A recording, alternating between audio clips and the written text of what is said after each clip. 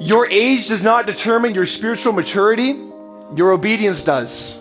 I have had people that are like, hey, are you insecure about your age being a lead pastor? And I can tell you honestly, no, not anymore. At one point, 100% I was. I brought this to the Lord many times, and he's saying, son, I don't even see you for your age. You're my son, and I want to use you in the earth. Man, what a shame.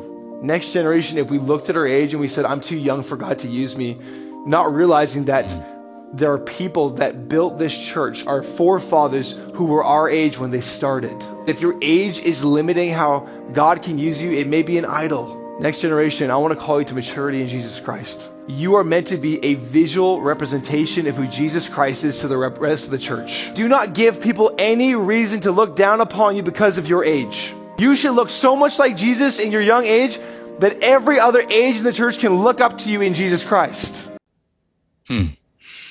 Man, I feel that deeply. You know, I'm one of the youngest pastors in the state of New Jersey. And yeah, I think there have been times where I was insecure about my age as a leader too. I started leading at a high capacity in church when I was 21 years old.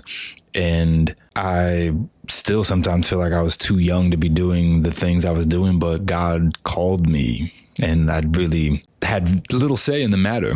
And yes, there's a certain sense in which you should never let anybody despise you for your youth. The Bible says it. There are child kings. The Bible talks about these things. And yet at the same time, I think there's also a certain level of maturity that it takes as a young leader to see that it is just difficult practically for someone twice your age to submit to your authority.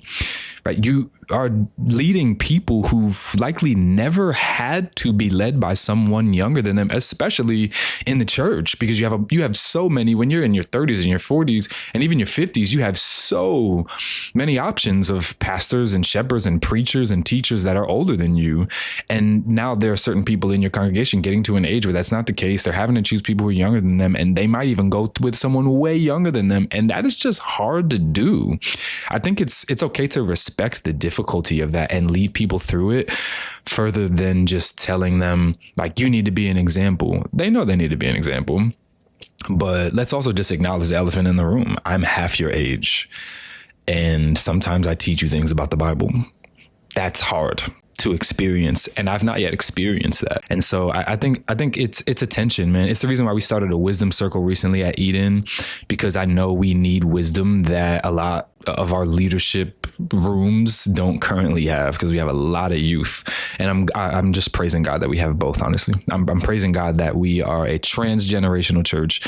We don't just reach one generation, we reach all the generations. We respect all the generations from Gen Alpha to the baby boomers. We love everybody. We teach everybody about Jesus. So